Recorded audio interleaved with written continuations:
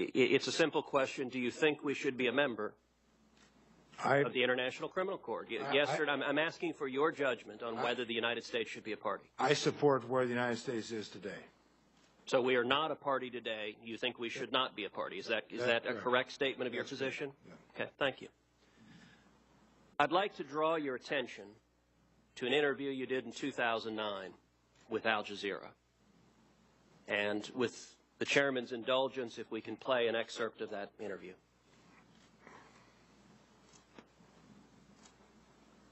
Leadership around the world,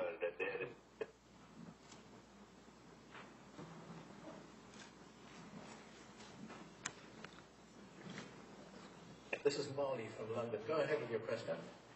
Hello, sir. Good evening. It's a very good proposition. But first of all, I believe, very strongly I believe, the current leadership around the world, there is a moral failure going on.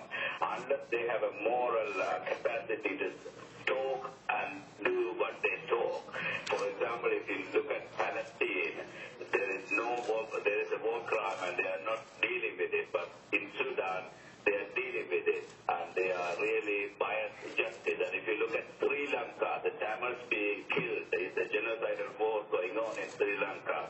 Nothing being done. So there is a Molly, what is your question with regards to the issue we're talking about, the reduction of nuclear weapons? My question is that leaders, there is a total moral failure. Unless we bring these leaders to a moral standard, nothing can be done. That's my question. What do you think about it? Okay, thank you. Let me put that to the Senator.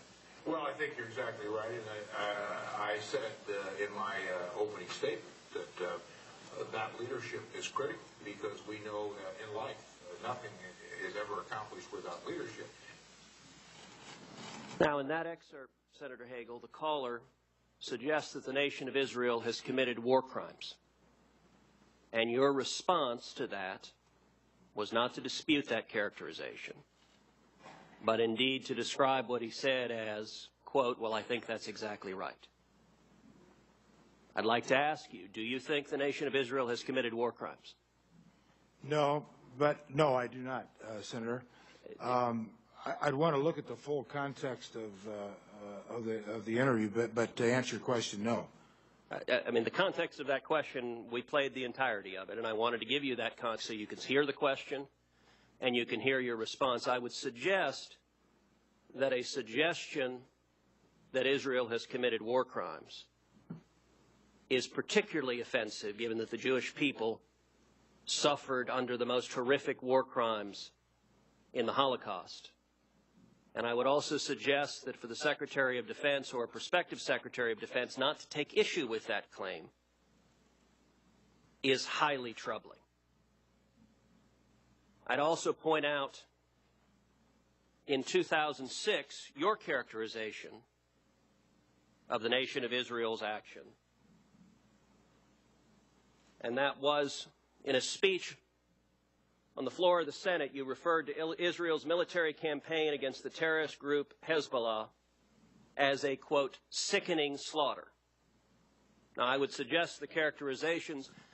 Do you think it's right that Israel was committing a, quote, sickening slaughter, as you said on the floor of the Senate? Well, I think, again, I would want to read all of it, what I said. First, I've said many, many times, Senator, every nation has a right to defend itself. And do you think a sickening slaughter would constitute a war crime? No.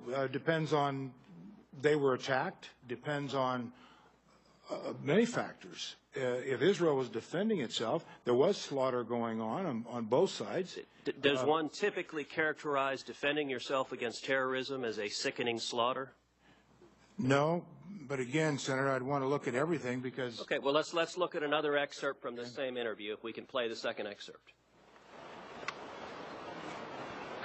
We've got an email from Wendy Day. She writes to us from Georgia here in the United States, and she writes, can the rest of the world be persuaded to give up their arsenal when the image of the United States is that of the world's bully? Don't we indeed need to change the perception and the reality before asking folks to lay down their arms, nuclear or otherwise? Mm-hmm. Well, her observation is a good one, and it's relevant.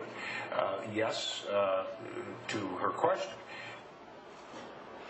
Senator Hagel, do you think it's appropriate for the chief civilian leader of the U.S. military forces to agree with the statement that both the perception, quote, and the reality is that the United States is, quote, the world's bully?